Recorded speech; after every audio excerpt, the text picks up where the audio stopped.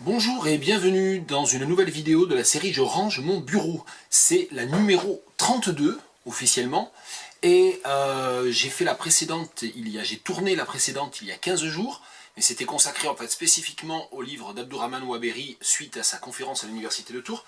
Et la précédente, la numéro 30, dans laquelle vraiment je respectais le principe qui est qu'il y a une accumulation de livres au fur et à mesure que je les lis ou que je les compulse et que ensuite évidemment ils s'empilent jusqu'à former ça, un tas de livres, et que, en fin de compte, je fais une vidéo.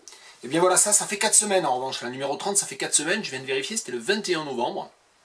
Et donc, si je ne m'abuse, on est le 18. Donc, voilà, 17 plus 10, 27, ouais, ça devait être un mercredi, ouais, là on est mardi. Donc voilà, ça fait à peu près 4 semaines, et bien évidemment, en 4 semaines, il y en a eu de la lecture, donc voilà, je fais encore pas assez de vidéos et je travaille pas encore assez, j'ai encore trop de temps pour lire. Bien, perdu 1 minute pour le préambule, c'est déjà pas bien. Je me suis fait la réflexion qu'en fait, il y avait 18 livres, et que si j'appliquais un principe extrêmement compliqué, je pense, qui est de me tenir à 3 minutes maximum par livre, eh bien ça ferait quand même une vidéo d'1 heure. Donc on va voir ce qui se passe. Ça risque de prendre beaucoup de temps au montage, mais on va essayer. Donc on va essayer de s'en tenir à 3 minutes par livre.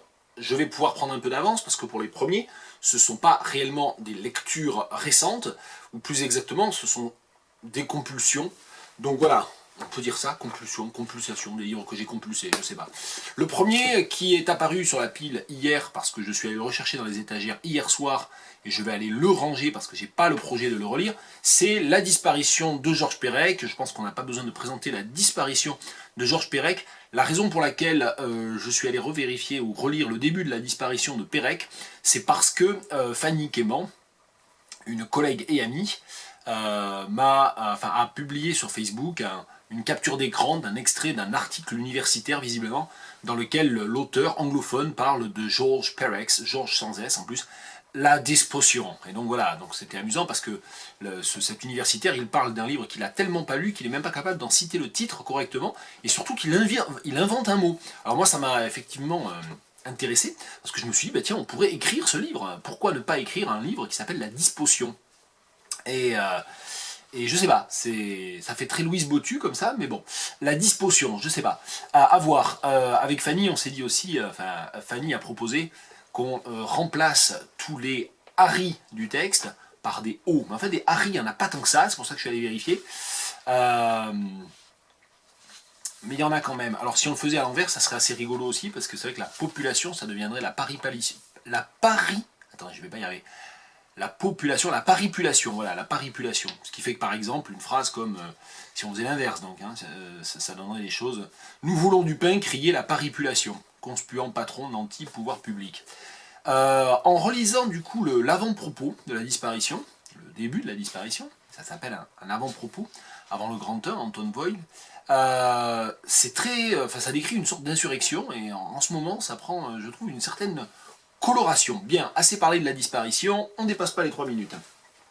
Un livre dont je vais parler 30 secondes maximum, c'est Et j'abattrai l'arrogance des tyrans de Marie-Fleur Albecker, qui est un livre que j'aime beaucoup, que je recommande si vous n'avez pas fini de faire vos cadeaux de Noël et si vous le trouvez avant le 24, vraiment, vraiment, je le conseille comme cadeau de Noël. Et j'abattrai l'arrogance des tyrans de Marie-Fleur Albecker aux éditions Aux Forges de Vulcain. J'en ai parlé dans la vidéo 22B, je crois, parce que je l'ai lu en septembre, et c'est vraiment un très très beau roman, sur un très beau premier roman, sur une insurrection dans l'Angleterre médiévale, avec à sa tête une figure de femme à la fois marginale et qui finalement prend une forme de pouvoir. Donc il y a vraiment ici une écriture très, très intéressante. Je vais continuer en fait avec les livres dont je vais parler vite. At Home de Bill Bryson, tiens, il y a un marque-page dedans, un marque-page de la librairie Le Livre, mais j'ai pas acheté At Home à la librairie Le Livre parce qu'ils vendent pas de livres en anglais. At Home de Bill Bryson, que j'avais acheté d'occasion il y a déjà un certain temps, dans lequel j'ai fini par me plonger. Je me suis arrêté à la page 214, le marque-page m'a trahi, même si j'avais voulu faire semblant de l'avoir lu jusqu'au bout. Alors c'est un gros livre de 700 pages en fait, en comptant un volumineux index et une volumineuse bibliographie. Moi j'ai été assez déçu, alors je suis toujours impressionné de voir ce que Bill Bryson réussit à faire, comment il réussit à écrire des livres aussi documentés, aussi denses, aussi longs, comme ça tous les ans plus ou moins. Et là le principe c'est qu'il part de l'endroit où il habite, qui est en fait un presbytère, et un ancien presbytère bien sûr, et il essaie d'en retracer l'histoire, et plus exactement à travers les différentes pièces de la maison qu'il habite actuellement, l'histoire de la vie domestique, on va dire au XVIIe, XVIIIe, XIXe siècle. Alors, ce qui m'a un peu agacé dans le livre, c'est pour ça que j'ai arrêté de le lire, j'y reviendrai peut-être, c'est qu'en fait c'est plus un prétexte qu'une vraie exploration à fond de la maison dans laquelle il habite. À savoir qu'en fait, il part, pour chaque chapitre, il part de la pièce, et c'est l'occasion en fait de parler des différentes fonctions liées à cette pièce à l'époque où la maison a été construite. Donc il parle beaucoup du 19e siècle, mais c'est l'occasion en fait de faire des sortes de grandes digressions historiques, sociologiques, etc., qui n'ont pas grand rapport en fait avec At Home. C'est surtout ça qui me gêne, à savoir que c'est pas du tout une histoire, ça n'est que marginalement ou partiellement une histoire de la domesticité. Donc ça m'a un petit peu à la fois laissé sur ma faim par rapport au projet initial du livre, qui est beaucoup plus original je trouve que ce qu'il en a fait, et ça m'a un peu ennuyé aussi, et vous l'avez vu, hein, j'ai des milliers de choses à lire, j'ai pas déjà assez de temps pour lire ce que j'ai envie de lire, donc quand un livre commence à m'ennuyer, bien je l'abandonne, c'est pas grave. J'en ai lu 200 pages. Alors cela dit, je suis pas en train de dire que je ne le recommande pas, c'est un livre qui est drôle, qui est bien écrit, comme toujours chez Bryson, mais voilà, un petit peu sur ma faim quand même, Bill Bryson, At Home. Là, pas du tout sur ma faim. Par où on continue? Ah bah tiens, celui-là, j'ai failli l'oublier. Je vais le ranger parce que je l'avais relu en amont, en quelque sorte, du festival Plume d'Afrique. Ici, dans la collection Duo des éditions Dodovol, et les éditions Dodovol qui sont à la fois situées en Normandie et à Madagascar. C'est une maison d'édition qui est dirigée par Sophie Bazin et également par son époux Zouar Ravalosson, le romancier, et Sophie Bazin et Zouar Ravalosson ont d'ailleurs proposé, enfin sont intervenus lors du festival Plume d'Afrique il y a 15 jours dans une très belle table ronde sur les imaginaires de l'océan Indien. C'était une table ronde qui était animée par Mélissa Plévicuis, et c'était de Radio Campus Tour, et c'était une table ronde très intéressante. D'ailleurs, vous pouvez en retrouver le podcast, si j'y pense, je mettrai le lien en dessous.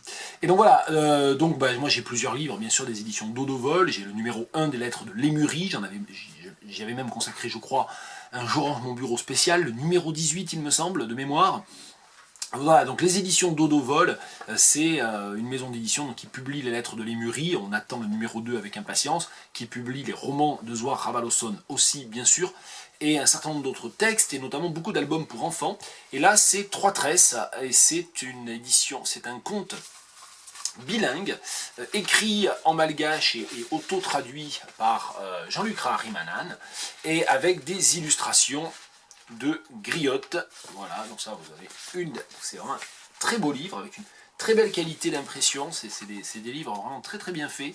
Voilà, ça vous donne une autre page, voilà. Je ne sais pas si on voit très bien, mais enfin voilà. Trois Tresses, c'est donc un livre qu'on peut offrir à... Enfin voilà, qu'on peut offrir à des bons lecteurs de 8-9 ans sans problème. Hein. Et légèrement au-delà, certainement, à condition d'aimer un petit peu des imaginaires un peu mystérieux. C'est un assez beau conte. Voilà, là encore, hein, si vos cadeaux de Noël ne sont pas faits, mais là peut-être que je recommande, que je me fais prescripteur un peu tard. Trois Tresses, un conte malgache bilingue de Jean-Luc Raharimanan, illustré par Griotte et édité aux éditions Dodovol. L'éternité de Jean de Marc-Émile Tinet, ou Tinez, je sais pas, avec les EZ finaux, on ne sait jamais, normalement on les prononce pas, on dit un rez-de-chaussée et pas un rez-de-chaussée. Je connaissais pas du tout Marc-Émile Tinet, et en fait j'ai reçu ce roman, alors c'est aux éditions Louise Bottu, donc je remercie les éditions Louise Bottu qui m'ont envoyé ce texte, et ça s'appelle L'éternité de Jean, ou l'écriture considérée comme la castration du maïs. Et Marc-Émile Tinet est l'auteur aussi de 140 au carré, la révolution en 140 tweets, publié aussi aux éditions Louise Bottu en 2014, et du dictionnaire de 3 fois rien, suivi d'un dictionnaire de rien du tout, également aux éditions Louise Bottu en 2015. Et à un moment donné, je vais certainement aller voir de plus près les précédents textes de Marc-Émile Tinet, parce que c'est typiquement le genre de texte très formaliste, que j'aime beaucoup. Il se trouve en plus que ça parle de quoi? De castration du maïs, ça parle du sud-ouest, hein, du Béarn, du Gave notamment. Donc voilà, ça remonte un petit peu à mes origines géographiques et de cœur. Donc c'est un texte qui m'a parlé à de nombreux égards. La principale raison pour laquelle ça m'a beaucoup plu, c'est que c'est un texte très intelligent, très configuré, très labyrinthique aussi, qui commence par une série de 15 paragraphes très brefs qui s'appelle Planche A. Et dans les planches A, Marc-Émile Tinez, à chaque fois, prend une citation d'un auteur ou d'un dictionnaire, hein, ici Albert Spaggiari 00, d'ailleurs je viens de me rendre compte, je dis des bêtises, il y a 16 planches, puisque la première est numérotée 00, donc de 00 à 015, mais il y en a 16, voilà, Sioran, Paul Valéry, etc. Et entre les citations, il y a un paragraphe d'écriture originale, qui ne prend tout son sens qu'à la toute fin, puisque ce texte est proposé d'une manière non citationnelle et non découpée lors de la dernière partie qui s'appelle planche E, si je ne m'abuse. Voilà, donc ça c'est la structure vraiment du texte, hein, ça part d'emblée dans une configuration qui est une configuration intertextuelle, qui est une configuration de réécriture, de reprise. Et donc, bien sûr, avec le sous-titre, l'écriture considérée comme la castration du maïs, avec sans doute évidemment une allusion aussi un peu à Michel Léry, c'est l'écriture considérée comme tauromachie. Il y a tout cet aspect-là, bien sûr, et c'est difficile de raconter l'histoire, mais ça travaille autour de la figure du père, de la volonté de remonter à la figure du père, et par-delà le père, à toute la lignée paternelle. Et donc il y a un travail autour des documents laissés par le père, des mal décrits laissés par le père. Et je pense que le mieux, en fait, donc voilà, donc c'est rythmé régulièrement, donc il y a chaque partie, enfin toutes les parties sont séparées par des entre-parties qui sont les planches, donc comme des planches photographiques, hein, à chaque fois c'est des planches de 16. Donc, je pense que ça fait aussi une allusion à la technique de la photographie argentique et du développement. Donc vous avez à chaque fois planche B, planche C jusqu'à planche E. Et donc il y a à chaque fois donc, ce renvoi à des textes qui parlent indirectement ou directement de castration. Donc Michel Léris, évidemment, Sud-Ouest, le journal Sud-Ouest, Pierre Alféry, etc. Donc c'est un livre très intelligent, mais ça n'est pas un livre, comment dire, c'est pas un livre d'intello, enfin, je ne sais pas comment le dire, c'est vraiment, il y a un côté très émouvant dans la mise en place du protocole d'écriture, qui fait que on se trouve dans quelque chose qui n'est pas si éloigné finalement, sinon dans sa forme et dans son élaboration, c'est quand même deux exceptions notables bien sûr, du Madeleine Project de Clara Baudou, dont j'avais parlé aussi il n'y a pas si longtemps que ça. Bon, le mieux, plutôt que de dégoiser, c'est que j'en lise un extrait, ou deux extraits. L'école à peine finie, j'enfile ma veste à franges. Simili n'entre pas dans mon vocabulaire, pas encore. Je chausse mes mocassins Iowa en daim. Iowa, c'est la marque et le nom d'une tribu indienne. Daim, c'est facile à prononcer, plus que suédine. La toque en fourrure avec ses vrais poils, j'enfouis mon nez dedans. Avant de la mettre, elle sent fort la légende des Davy Crockett. Grand exterminateur d'Indiens s'il en est. Animal, du haut jusqu'en bas, j'entre dans le réel de plein pied. L'amalgame innocent et mon laissez-passer. Le monde immédiatement m'adopte et me parle, me dit qu'il est simple, autant que son récit est ambigu. Tout a changé. Je connais la suédine et le simili. L'originalité est une plaisanterie. Nu-tête et bottes aux pieds, je me colette avec le monde pas à pas, mot à mot, les mots et plus précisément les lieux communs. Exister est un plagiat. Je le sais, je l'ai lu. Page 107. Et je vais terminer juste là-dessus, en vous disant, ben voilà, hein, je sais que j'ai pas vraiment présenté le livre, c'est très difficile de présenter ce livre. Ce sur quoi je veux insister, c'est que c'est un livre qui m'a beaucoup plu, qui m'a vraiment impressionné. Après tout, on peut utiliser ça aussi comme une sorte de métaphore photographique, pourquoi pas. Dans la citation, dans la page que je viens de lire, parce que c'est une page entière, hein, c'est 2 paragraphes avec le contraste entre l'enfance et puis la prise de conscience, la distanciation qui vient, la distanciation, l'amertume, souvent d'ailleurs sous le signe de Sioran dans le livre. Dans la citation que je viens de donner, ça se termine par cette allusion à exister est un plagiat, et je n'ai pas eu le temps de vérifier, mais j'avais moi-même écrit il y a 7 ans un bref texte autobiographique en 74 sections qui s'appelait Exister est un plagiat et qui est sur mon blog.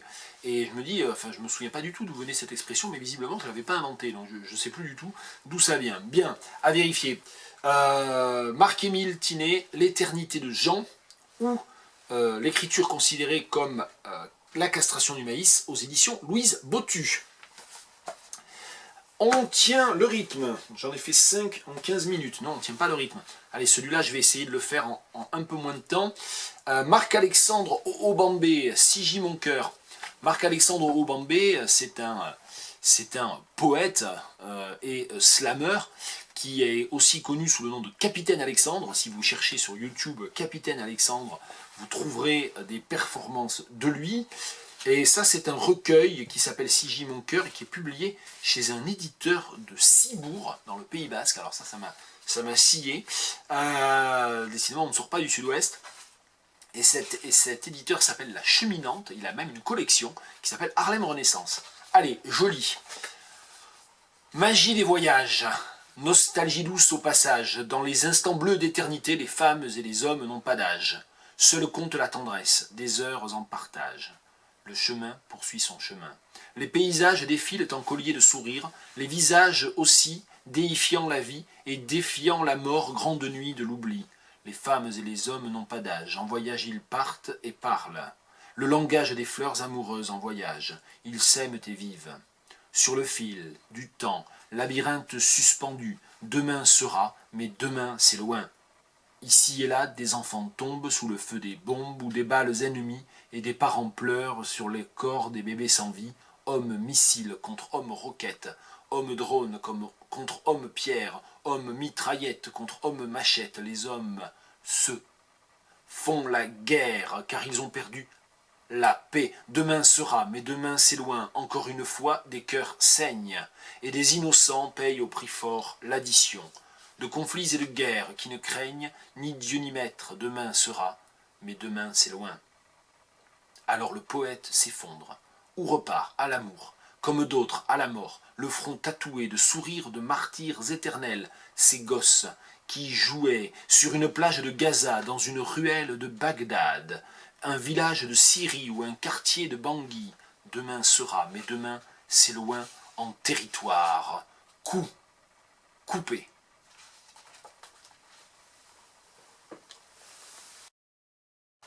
On poursuit avec un recueil publié il y a déjà un certain temps aux éditions dans la très très jolie collection Orphée des éditions La Différence. Et quand j'étais étudiant, j'ai fait quelques razzias dans cette collection et j'en ai un certain nombre qui me regardent de là-haut. Ça, c'est une acquisition récente chez un bouquiniste. Et ce sont les sonnets d'amour et les sonnets vénitiens d'August von Platen. Alors, August von Platen, qui est mort très jeune, poète romantique, début du 19e siècle. Il est surtout, maintenant je pense, réclamé, au sens anglais, je sais pas, claimed by, je sais pas, invoqué par, en fait, au nom de l'esthétique homo-érotique ou homosexuelle, de l'amour des garçons. Et là encore, bien, je vais, pour essayer de tenir en dessous des 3 minutes par livre, de lire un poème. Je vais le lire en français parce que les traductions sont de Dominique Le Buan et Éric de Rubercy, et ça date déjà de 1993, cette édition. Si je te pardonne tant de froideur, c'est qu'il advient que je me dise à moi-même, il ignore comme je place de mes jours le contentement rien qu'en son nom. Il ignore comme je lui accorde tout cet amour que je porte en mon cœur, et qui aime à partager de la vie le plaisir et la peine, oui, ce qui donne à la vie sa plus haute bénédiction. Tu l'ignores, et est-il de mon devoir de le jurer? Oh que non, c'est à peine si j'ose te parler pour ne pas détruire le rêve qui me ravit.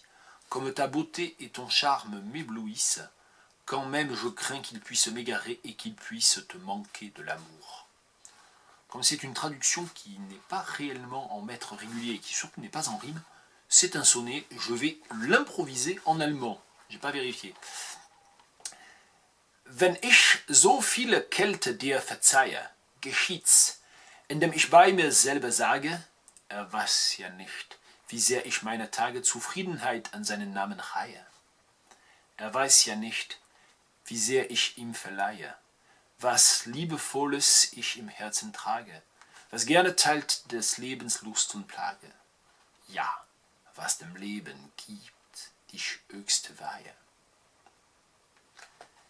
Du weißt es nicht, und soll ich dir's beschwören? Oh nein, ich wage kaum, mit dir zu sprechen, um nicht den Traum, der mich beglückt, zu stören. Wie sehr mich Schönheit auch und Reiz bestechen, so fürchte ich doch, sie könnten mich betören. Es könnte doch an Liebe dir gebrechen. C'est mieux en allemand, même si mon accent est pourri. On continue, on tient en dessous des 3 minutes. Et là, on va tenir carrément en dessous des 3 minutes parce que j'ai lu ça il y a 1 an et je ne sais plus trop comment en parler. Donc plutôt que de dire des bêtises, eh bien, je vais gagner du temps. C'est un livre de la collection 5 concepts aux éditions Sils Maria. Déjà tout un programme qui nous amène du côté de Rilke et de Nietzsche. Bien sûr, les éditions Sils Maria, elles sont, je ne sais pas où, en Belgique. À Mons, en Belgique. Et en fait, j'avais... Alors ce livre, c'est le numéro 2 de la collection 5 concepts, et ça s'appelle Jacques Derrida, Politique et éthique de l'animalité, et c'est de Patrick Liored. Et en l'occurrence, voilà, il s'agit ici d'éclairer en 5 chapitres la question de l'animalité chez Derrida. C'était un texte très intéressant, j'avais pris plein de notes, j'avais prévu, je ne sais plus très bien ce que j'avais prévu de faire avec ce livre de philo. Enfin voilà, voilà, ça m'avait intéressé. Je crois que c'est peut-être à l'époque où j'ai lu aussi Vincent Message, des fêtes des maîtres et des possesseurs, je ne sais plus bien. Allez, je vais lire un extrait que je m'étais noté, page 22. Le carnophalogocentrisme est ce concept qui nomme le sacrifice animal dont l'homme se rend responsable quand il met fin à la vie des animaux à travers une multitude de pratiques culturelles ordinaires visant à s'approprier leur vie et à les ingérer. Ce concept repose, comme indiqué par Derrida lui-même, sur 2 autres notions qui lui sont emboîtées, celles de logocentrisme et de phallocentrisme. Elles désignent toutes 2 le fait que l'Occident accorde un privilège absolu à la parole et à la raison, sans lesquels il n'est pas possible de faire partie de la communauté des vivants, laquelle a toujours été et reste une invention du pouvoir masculin. Le pouvoir politique en Occident est incarné par l'homme de sexe masculin qui se pense comme rationnel et qui exprime cette rationalité à travers la parole censée faire le propre de l'homme en conséquence. Mais ce pouvoir ne peut s'exercer que par le biais du sacrifice carnivore qui vise l'animal en tant que vivant à sacrifier. Dire par conséquent que la déconstruction est une philosophie de l'animalité, c'est aussi bien dire qu'elle est une philosophie du sacrifice animal, c'est-à-dire une déconstruction de toutes les structures symboliques occidentales qui utilisent les animaux pour prendre forme et se développer. Voilà un bref extrait d'un essai en 5 parties travaillant le concept d'animalité chez Derrida, chez Jacques Derrida, et c'est de Patrick Liored. On en vient à un des tout derniers livres que j'ai lu, en fin de semaine. C'est, non, je dis des bêtises, en fait j'ai dû le finir mercredi ou jeudi dernier déjà, je ne sais plus trop, je m'y perds. C'est, j'ai plein de papier dedans, c'est, donc si je veux le présenter sans que tout tombe, le tout dernier, le tout nouveau livre de Noureddin Farah, North of Dawn. Alors Noureddin Farah, je ne vais pas le présenter parce que je lui ai consacré ma thèse, donc si je commence à parler de Noureddin Farah, on n'est pas couché. Je pense que je vais avoir du mal à tenir en dessous de 3 minutes, mais je vais essayer quand même, parce que peut-être qu'en fait je ne vais pas vraiment le ranger, lui encore, je vais encore travailler dessus certainement, mais je voulais déjà en parler un petit peu aujourd'hui. Alors North of Dawn, c'est sans doute le 2e volet de la nouvelle trilogie en cours de Noureddin Farah. Noureddin Farah, il écrit souvent ses romans par trilogie, à l'exception des 2 premiers. Ensuite, il y a eu la trilogie des variations sur une dictature africaine entre 1979 et 1983. Ensuite, il y a eu la trilogie Blood in the Sun, du sang au soleil, Maps, Gifts, Links, un territoire dont et Maps, Gifts, Secrets, territoire dont et secret, aux éditions du Serpent à Plumes. Je recommande très très vivement ça. Excellente traduction de Jacqueline Bardolph. Et ensuite une trilogie qui est largement inédite en français, Past Imperfect. Seul le premier livre a été traduit, et très très mal traduit, au serpent à plumes, sous le nom de Exil. C'est Lynx, traduit par Exil, et qui est très mauvais. Et ensuite il y a eu, enfin le livre est très très bon, et la traduction française est très mauvaise. Ensuite il y a eu, dans cette même trilogie Past Imperfect, Notes et Crossbones. Et donc, en 2014, Noureddin a publié un roman qui est très beau, qui s'appelle Hiding in Plain Sight, pas traduit en français, auquel donc celui-ci succède, North of Dawn, et vraiment ces deux livres, celui-là comme le précédent, traitent de la question du terrorisme et de ce que le terrorisme islamiste, mais pas seulement, le terrorisme d'extrême droite aussi, font à la société. Et en l'occurrence, North of Dawn se passe à Oslo, donc il s'agit de la société norvégienne, mais il s'agit de la société norvégienne aux prises avec les réfugiés somaliens, l'afflux de réfugiés somaliens. Et donc, comme très souvent finalement, Noureddin Farah parle de quoi? De la Somalie, de ce pays qui a disparu, qui a été rayé de la carte, qui n'a plus de structure étatique, dont dans un très grand nombre d'habitants, des millions d'habitants, une très très large frange de la population a dû partir en exil, en diaspora. Il y a consacré d'ailleurs un essai, un non-fiction qui s'appelle Yesterday, Tomorrow, Voices from the Somali Diaspora. Hier, demain, je ne sais plus comment on avait traduit le sous-titre, mais c'est moi qui l'ai traduit au serpent à plume, donc c'est très bien traduit, bien sûr. C'est dans une autre vie, c'était en 2001 déjà. Et donc voilà, donc une fois de plus, Noureddin Farah, il travaille son matériau Somalie. À savoir que depuis toujours, il a dit qu'il ne pouvait pas écrire sur autre chose que sur la Somalie en tant que pays de son imagination. C'est-à-dire c'est un double imaginaire, mais extrêmement historiquement réaliste, de la Somalie. Et donc là, ça se passe à Oslo, dans le milieu des réfugiés somaliens. Et je ne vais pas raconter l'histoire, mais très brièvement, un couple déjà relativement âgé s'apprête à accueillir la veuve de leur fils qui s'est fait sauter dans une attaque suicide. Leur fils qui s'est radicalisé auprès du groupe terroriste Al-Shabaab et qui, après avoir été élevé de manière tout à fait progressiste en Norvège, est reparti en Somalie et a fini donc par devenir un terroriste là-bas. Et donc ils accueillent la veuve de leur fils et les enfants de cette veuve, qui ne sont pas les enfants de leur fils.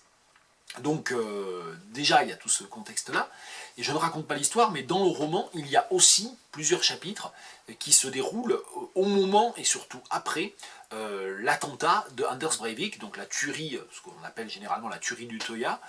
Voilà, donc, et donc le roman est construit autour de cette double polarité entre le terrorisme islamiste et le terrorisme d'extrême droite, entre les identitaires norvégiens et les identitaires de l'islam, avec un message relativement explicite pour le coup, qui est que c'est l'ensemble de la société, l'ensemble des modérés, l'immense majorité des modérés, qui se trouvent pris entre ces deux feux, et dont l'existence même se trouve, dans les modalités d'existence, c'est-à-dire bien sûr la survie, mais aussi le type même d'existence, se trouve à souffrir de cette polarisation et d'être pris entre ces deux feux. Alors le livre, comme je pense les 2 ou 3 précédents de Farah, va certainement faire des sceptiques. J'ai déjà vu passer ça d'ailleurs sur les réseaux sociaux, mais surtout dans la presse traditionnelle américaine, parce qu'il y a un certain nombre de personnes qui n'accrochent pas au style de Farah et surtout qui ne comprennent pas ce qu'il cherche à faire. Alors, Noureddin Farah ne cherche pas à écrire des romans palpitants, des romans avec une structure dans laquelle il y a un dénouement inattendu, etc. Et finalement, c'est assez rare. Alors, ça a un peu l'air... Quand je dis ça, peut-être qu'il y a plein de gens qui me regardent. Enfin, déjà, il n'y a personne qui me regarde, mais parmi les gens, si, il y a des gens qui me regardent, je les salue. Parmi les happy few qui me regardent, il y a peut-être certains qui se disent moi, c'est pareil, j'aime pas lire des romans, qu'est-ce qu'ils croient finalement, c'est très fréquent, les livres qui ne sont pas des blockbusters. C'est pas exactement ça que je veux dire. Ce que je veux dire, c'est que dans la littérature anglophone contemporaine, même des très grands écrivains, comment dire,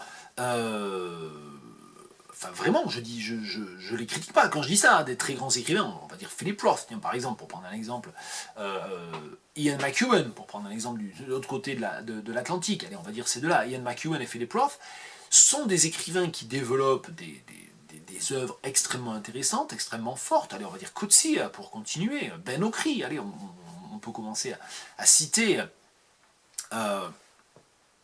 Adichie, Chimamanda Ngozi Adichie, sont des écrivains dont l'œuvre est extrêmement intéressante, très bien écrite, avec vraiment une portée esthétique et souvent éthique d'ailleurs, et une vraie réflexion derrière, mais c'est souvent configuré d'une manière qui fait que, ben voilà, il y a des moments de rupture, il y a des moments d'accélération du récit, il y a une configuration qui tend vers une fin qui est une vraie fin, c'est-à-dire voilà, avec une projection, une téléologie, et ça n'intéresse absolument pas Noureddin Farah, et de toute évidence, ça l'intéresse de moins en moins. Alors c'est aussi pour ça qu'il perd beaucoup de lecteurs, d'une part une écriture qui est souvent très métaphorique, et du coup, parfois, ça peut sembler tomber à plat, et même ponctuellement, je peux le dire, je suis un grand admirateur de Noureddin Farah, mais ponctuellement, ça tombe un peu à plat, en tout cas, c'est très intriguant, ces choix métaphoriques.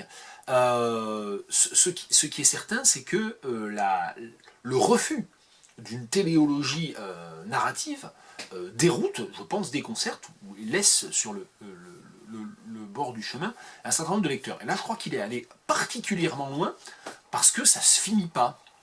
Donc voilà, ça je peux le dire. C'est une sorte de spoiler hein, quand je dis ça. C'est qu'en fait, pour le dire, it peters out, quoi. Enfin, je sais même pas le dire poliment en français, oui, ça finit un peu en eau de boudin, ça finit pas. Que le livre se termine au milieu d'un processus, et s'est intéressé en fait à la mise en place de ce processus, mais ne s'intéresse pas au dénouement de ce processus. Alors moi je trouve ça en fait tout à fait passionnant, en termes de travail de la forme narrative, finalement Noureddin Farah va reprendre, d'une manière qui n'a absolument rien à voir, va reprendre le modèle finalement du nouveau roman, par exemple, ou de tous les romans expérimentaux des années 60-70, qui finalement déconstruisent l'idée même de narration linéaire et l'idée même de dénouement. Alors on ne lit, qu'est-ce qu'on lit du coup? On lit un processus qui est un processus dialogique, on lit un processus qui est un processus de débat, qui est un roman qui va traiter d'éléments idéologiques essentiels, contemporains, ça va faire réfléchir, les situations peuvent faire réfléchir à ces sujets qui malheureusement nous touchent tous, plus ou moins, mais dans une configuration qui refuse d'inscrire ça dans un système où il y a un alpha, un oméga, où il y a un début et une fin, et donc où il y a un point de départ dramatique et surtout un dénouement satisfaisant. Voilà, donc il y a une frustration narrative qui est délibérée. Je veux dire, Noureddin Farah, vu les livres qu'il a écrits, vu qu'il a écrit des livres dans lesquels il y a un travail autour du dénouement, il saurait très bien, il sait très bien écrire un livre dans une configuration beaucoup plus classique. S'il ne le fait pas, c'est qu'il ne veut pas le faire. Et donc voilà, moi ça m'intéresse beaucoup. Alors, donc je vais le reprendre, je vais retravailler dessus. J'ai renoncé à essayer de trouver des éditeurs ou un éditeur qui soit intéressé par Noureddin Farah. Bon voilà, globalement l'édition française ne s'intéresse pas à l'Afrique anglophone. Quand il s'intéresse à l'Afrique anglophone, c'est parfois pour publier les textes qu'il aurait mieux valu ne pas publier.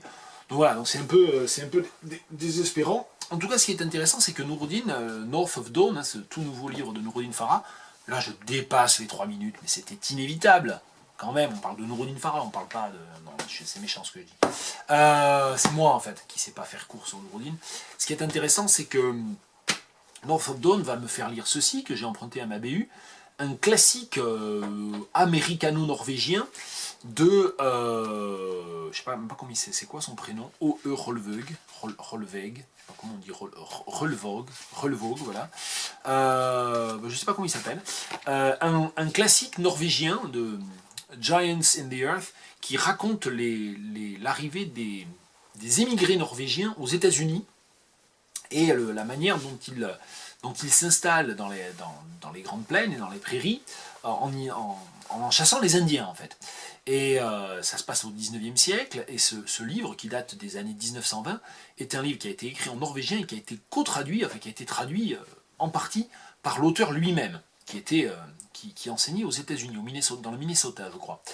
Et en fait, la raison pour laquelle j'ai dit que je vais lire ce livre-là, c'est parce que Noureddin Farah cite à de très nombreuses reprises ce livre, puisque le personnage principal traduit en fait ce livre en Somalie.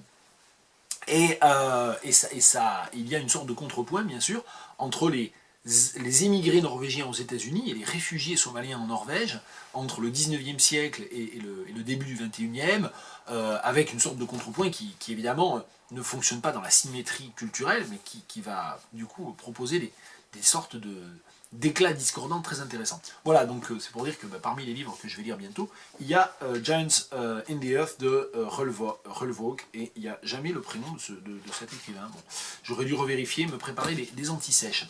Bien, on arrête de parler de Noureddin Farah, mais vous l'avez compris, North of Dawn, c'est pas traduit en français. Tous les précédents, là, les 3 précédents, ne sont pas traduits en français non plus, mais il faut les lire en anglais, bien sûr. On va continuer, tiens, puisque je viens de parler de Noureddin Farah, North of Dawn, avec le dernier recueil de poèmes d'Abdurrahman Waberi, le poète français, franco-djiboutien, je ne sais jamais comment il faut dire, c'est pas intéressant les identités, c'est la carte d'identité, on s'en fout. Il est originaire de Djibouti, et donc aux éditions Vendailleur, un très beau recueil de poèmes. Mon nom est Aube, sachant que c'est aussi un clin d'œil au nom de l'auteur, parce que Waberi en somalien ça veut dire l'aube ou l'aurore. Et donc voilà, un recueil que je vous recommande et je vais lire. J'en ai traduit un récemment dans le cadre des traductions sans filet d'ailleurs. C'est pas celui que je vais lire maintenant. Courser la mort. Absent à toi, tu n'as pas vu en songe que les arbres offraient à nos prunelles ensommeillées le cuir de leurs feuilles, que le ciel était riche en scintillants oursins, et la mer battait la cadence depuis le jour d'hier. Pas eu le temps d'ajuster ta monture sur le vent, qui va, qui vient, pas fait les courses, mais juste un peu de ménage, il fait grand, gris dehors. Et cela nous oblige à éclairer de l'intérieur, un rien va égayer à nouveau ta maisonnée. Si c'est reparti pour toi, c'est grâce à nous tous ici, à notre rêve obstiné de croître dans le temps. Voilà, page 35 d'un recueil publié aux éditions Vendailleur, Mon nom est Aube d'Abdurrahman Waberi. Recommandé, bien sûr, et c'était une sorte aussi de codicile à la vidéo Je range mon bureau numéro 31, consacré à Abdurrahman Waberi. Tiens, on le met avec Farah. Voilà, compagnonnage logique, je ne sais pas, enfin, d'influence. Hein. Abdurrahman a été beaucoup influencé à un moment donné par Noureddin, bien sûr. Il reste 7 livres. Ouh, ça va être compliqué. Plusieurs des éditions du Realgar. À la rigueur, j'en garderai pour la prochaine fois. Comme ça, je pourrais parler plusieurs fois des éditions du Realgar, ça sera très bien. Un que j'avais acheté il y a déjà quelques temps, il y a quelques mois, Ainsi sont-ils, d'Isabelle Flatin, je suppose, je ne sais pas si on dit Flatin ou Flaten. C'est un recueil de textes brefs dans lequel Isabelle Flatin essaie de décrire des sortes de personnages ou de situations de manière souvent assez cynique ou un peu grinçante, je ne sais pas comment on peut le dire. C'est un peu les caractères de La Bruyère, mais pris en coupe latérale, je ne sais pas comment le dire, de plein pied un petit peu, et sans vouloir avoir un recul de moraliste, mais plutôt essayer de voir ça du côté du récit. Donc il y a un côté caractère un petit peu, qui parfois est de l'ordre de l'aphorisme, hein, je peux en citer un ou deux. Elle est désolée, mais il lui est impossible de recevoir quiconque. Elle habite dans une maison individuelle. Page 52. Et puis, tiens, il y en a d'autres qui sont très courts.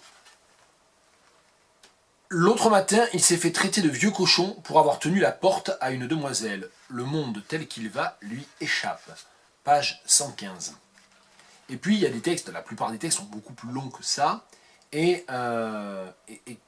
je vais lire le début de l'un d'entre eux pour montrer un petit peu le côté souvent un petit peu en décalage, ce que je disais aussi sur une forme de cynisme.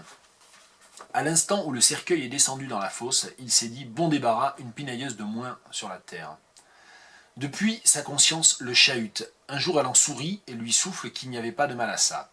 En effet, il se passe souvent d'étranges choses durant les enterrements. Certains sont pris d'un rire incoercible qui les oblige à quitter la cérémonie sous des huées muettes. D'autres le prennent à la légère en tapant sur l'épaule du voisin parce qu'entre vivants on se comprend. D'autres encore restent plantés là, sans vaciller, droits comme des i. Une question de dignité, mais la plupart sont très secoués, ils pleurent à flots, c'est l'atmosphère qui veut ça. Le lendemain, sa conscience le rappelle à l'ordre. Il n'aurait pas dû. C'était sa femme. Et ce n'eût été que sa voisine, on ne crachait pas sur une tombe. Pourtant, c'était la vérité, sa femme était un poison. Et voilà, et le texte se poursuit, et voilà, ça part de ce... Donc c'est souvent construit comme ça, ça part d'une situation qui est une situation à la limite du paradoxe, ou qui en tout cas se situe en dehors de la convention sociale, avec une révélation, là évidemment, là où je me suis arrêté, c'était sa femme, et qui permet ensuite en fait de dévider un peu les chevaux. Donc c'est voilà, c'est pas mal, j'ai bien aimé. Et Isabelle Flatin, ainsi sont-ils, aux éditions du Réalgard. Un livre dont j'avais parlé parce que je lui ai consacré une traduction sans filet, un très beau recueil de poèmes de Laurent Albarracin avec des dessins de Jean-Pierre Paraggio. Et c'est dans la collection L'Or Piment, également aux éditions du Réalgard. Et ce sont des poèmes de 8 vers, je crois, tous, il me semble, des 8, hein, donc si on veut être technique, et qui commencent tous par la préposition à accent grave. Ou au, bien sûr. À la fontaine, comme à l'heure sourcilleuse, sourd la fontaine de bonne escience.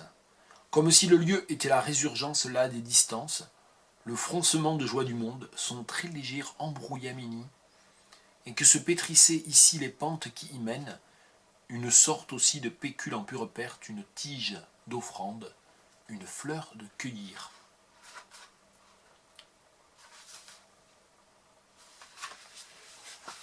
Je vais en lire un autre, puisque j'ai le temps, sous mes 3 minutes.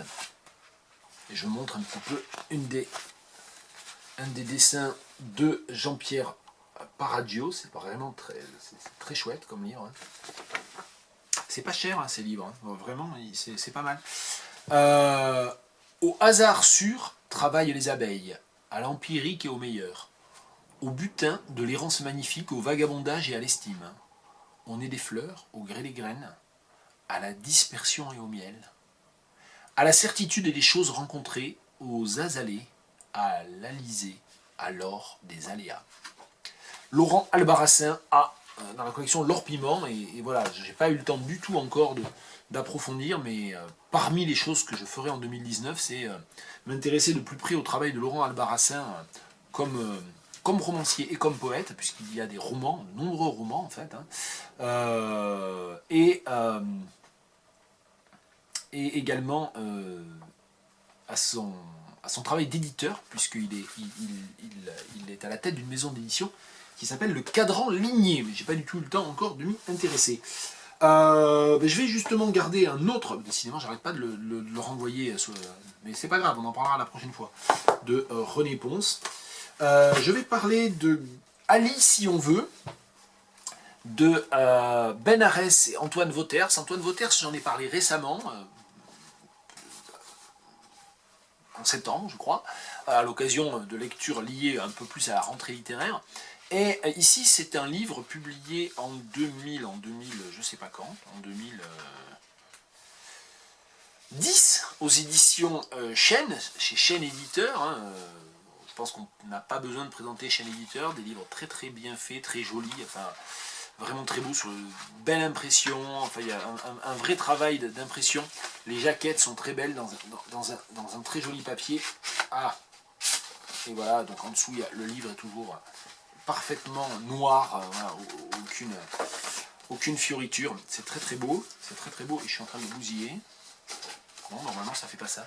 Bien, et donc Alice si on veut de Ben Arès et Antoine Vauters, on ne sait pas très bien qui a écrit quoi dedans, c'est un livre à 2 mains, c'est un livre très curieux, on ne sait pas très bien ce qui se passe dedans.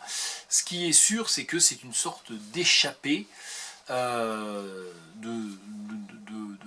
volonté d'aller vers ailleurs, vers l'exotisme, vers une forme d'exotisme qui n'est pas du tout un exotisme kitsch, et ça s'inscrit en fait dans une langue, dans un imaginaire qui est très profondément malgache en fait. Voilà, on s'en rend pas compte dès le début, mais si on lit le début, foudre au corps sur le bout de la langue, brusque dénouement, la parole tranche. Ali au noir, aux pistes élémentaires, aux mains de manioc. Sans savoir qui tout double au charbon pour l'appel en lui, la voix, la peau dans la peau. Et puis progressivement, on comprend qu'en fait, ça se passe à Madagascar, hein, sans Lamba ni Zébu, page 14. Et donc, progressivement, on se rend compte que ces textes s'inscrivent dans un terroir qui est un terroir malgache, avec des mots qui sont des mots malgaches et qui sont de plus en plus importants, de plus en plus présents au fur et à mesure du texte. Voilà, conduis-moi au village, au Zoma, au Famadihana. Prononciation malgache non garantie. Voilà, donc c'était un recueil de poèmes, enfin un texte, c'est pas vraiment, je sais pas, enfin c'est plus un récit en fait, mais c'est un récit tellement diffracté qu'on voilà, on ne sait pas très bien où il mène. Et il y a à la fin un glossaire et phonétique des mots malgaches. Tiens, j'aurais pu m'en aider pour pas mal les prononcer. Famadine, voilà, donc, ce que j'ai dit, évidemment, j'ai lu ce qui était écrit, il ne faut jamais faire ça en malgache. Ça s'écrit Famadiana, mais ça se dit Famadine, et c'est le rituel du retournement des morts. Voilà. Ali, si on veut, de Benarès et Antoine Vauters. Le jeu des décapitations, tiens, on va parler, non, on va pas parler en fait, parce que j'ai lu qu'une seule nouvelle dans ce recueil, je vais dire pourquoi. J'avais acheté ça, là aussi, je pense comme le August von Platen, dont j'ai lu un sonnet en allemand tout à l'heure. J'ai acheté ça d'occasion au Bibliovore, et il y a quelques temps déjà. C'était parmi les nombreuses piles de livres à lire, et donc j'ai fini par le prendre un jour comme ça, je l'ai mis dans la poche, un jour que j'attendais au conservatoire, je pense. Et c'était la semaine dernière, et j'ai lu la première nouvelle, alors à laquelle j'ai pas compris grand chose, mais surtout, c'est très mal traduit. Et donc voilà, et c'est traduit de l'espagnol, donc c'est le jeu des décapitations de José Lezama Lima, grand écrivain cubain. J'ai l'impression que j'en avais déjà lu un livre de lui, j'arrive pas à retrouver en fait de quoi il s'agit. J'ai pas cherché pendant des heures, je crois que j'ai même pas regardé au rayon hispanophone derrière. Mais voilà, alors c'est traduit de l'espagnol, moi je parle pas espagnol, mais néanmoins, ça m'arrive, parfois, des romans traduits du russe, du hongrois, de je sais pas où, de je sais pas quoi, on les lit et puis on se dit, mais quand même c'est épouvantablement mal traduit. Mais c'est mal traduit au point où des phrases vraiment ne font pas sens par rapport au reste du texte. C'est vrai qu'il y a un personnage qui change d'identité et c'est pas du tout, de toute évidence, du fait de l'auteur. Donc c'est vraiment la traduction qui est mauvaise. Donc je ne donnerai pas le nom du traducteur, c'était aux éditions du Seuil en 1984, j'ai lu la première nouvelle et je me suis arrêté. Voilà, de temps en temps ça arrive aussi, c'est ça une vie de lecteur.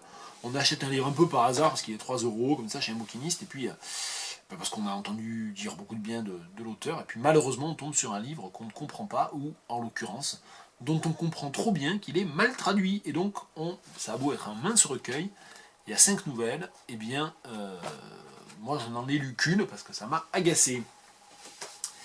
On termine avec le numéro 3 de Panthère Première. Panthère Première, j'en ai déjà parlé, je crois que j'en avais parlé peut-être dans la 22C de Je range mon bureau, là encore je parle de mémoire. Et Panthère Première, c'est une revue qui est publiée 2 fois par an, je crois. Ça, c'est le numéro de l'automne 2018, donc c'est le numéro 3, et c'est sur la question des archives. Donc c'est un dossier en fait sur les archives qui s'appelle Nos meilleurs souvenirs, sachant qu'il y a d'autres chroniques, il y a notamment la suite de la chronique La guerre des boutures, que moi j'aime beaucoup et qui est très intéressante là encore.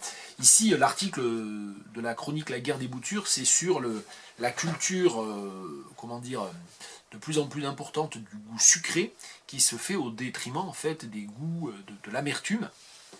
Et c'est un éloge vraiment des aliments amers et des fonctions biologiques et gustatives des aliments amers qui est vraiment passionnante. Il y a un seul autre, alors comme toujours, il y a un travail de maquette à travers les photos, les portfolios, etc. dans Panthère Première. L'article que j'ai lu avec particulièrement de plaisir et d'empathie, je sais pas, c'est l'article, faut que je retrouve la page, parce que je ne sais pas où il est. Ça alors oui, c'est le premier en fait. Voilà, c'est au tout début, c'est le premier article, il est en position d'honneur, c'est la légende de Caedmon Records, quand les œuvres littéraires entraient dans les foyers, et c'est un article consacré à un label de poésie enregistrée et qui revient sur la genèse de ce label, le label K. Edmund, avec de nombreuses reproductions de pochettes. C'est toujours très très beau comme travail graphique. Et cet article a été écrit par une amie, Fanny Quément, et c'est une des raisons pour lesquelles, bien sûr, j'étais très heureux d'acheter ce numéro de Panthère Première. Et donc voilà, elle montre un certain nombre de pochettes, comment le label est allé de la poésie lue par les poètes eux-mêmes vers finalement les prémices de ce qui est devenu ensuite l'audiobook, l'audio-livre aussi. Voilà, un très bel article de Fanny Quément sur K. Edmund Records, et puis le reste vaut le déplacement aussi. Panthère Première, tous les libraires peuvent commander Panthère Première, sinon il y a un site web, vous trouverez ça sans problème. Et on en vient au dernier, puisque je me suis gardé un Realgar sous la main. J'ai même pas 3 minutes pour en parler. An Unkindness of Ghosts de Rivers Solomon. Alors, An Unkindness of Ghosts de Rivers Solomon. Rivers Solomon, c'est une jeune écrivaine américaine. C'est un livre qui est en 3 parties. Thermodynamics, ensuite c'est Metallurgy, et puis le dernier, je ne sais plus comment c'est. Donc il y a la thermodynamique, il y a la métallurgie. Et la dernière partie, ça doit être Phylogeny, voilà. Donc, qui travaille un matériau, c'est de la science-fiction, et comme vous le voyez avec les titres, en fait, il y a une 4e partie qui s'appelle Astromatics. Et Astromatics, c'est une science qui est inventée, en fait, dans le livre. Donc, c'est un livre de science-fiction qui se projette très rapidement. On comprend progressivement, on met un certain temps à comprendre, que toute une société humaine se trouve à bord d'un gigantesque vaisseau spatial qui est composé de très nombreux niveaux et de très nombreux decks, je ne sais même pas comment on dirait en français. Et ce vaisseau spatial, en fait, va sur une énergie qui est une énergie d'une sorte de micro-soleil qui est au centre, en fait, du vaisseau spatial. Il se dirige vers un monde inconnu, qui finira par héberger les habitants du vaisseau spatial, qui sont, on le comprend, les seuls survivants de l'espèce humaine qui a dû quitter la Terre suite à tel ou tel cataclysme. Là encore, voilà. Donc c'est pas réellement un texte post-apocalyptique, c'est plus un vrai texte de science-fiction, sachant qu'en fait cette question de science-fiction est presque un prétexte. Alors c'est très très bien fait, tout le côté science-fictionnel est vraiment très, très chouette hein, dans ce livre-là. C'est un très beau roman de science-fiction pour les amateurs du genre, mais c'est presque un prétexte, puisqu'en fait ce que cela montre, et ce que cela raconte, et ce que cela dénonce, c'est une société qui est divisée en castes, avec une très forte discrimination. C'est-à-dire qu'en fait les différents étages correspondent à différentes classes sociales extrêmement hiérarchisées. C'est une sorte d'apartheid généralisé en fait. Et voilà, et donc on a un personnage principal qui est un personnage féminin qui va aller contre en fait ce système-là, qui va aller contre le système, et qui par ses compétences scientifiques va réussir en fait à faire dérailler le système et à s'échapper, à échapper au système. Voilà, je n'en dis pas plus. An Unkindness of Ghosts de Rivers Solomon. Je pense qu'on aura l'occasion d'en reparler. Je termine là-dessus. C'était Je range mon bureau numéro 32. Je crois qu'à l'exception du livre de René Ponce, dont on parlera plus tard, j'ai fait le tour de tous les livres qui étaient sur la pile, et j'ai réussi à faire ça en moins d'1 heure. C'est pas mal quand même, je suis assez content. Voilà, il y avait quand même 15 ou 16 livres, je crois. Donc j'essaierai de refaire le chapitrage, les liens, tout ça. En attendant, eh bien, à la prochaine, qui sera peut-être en 2019.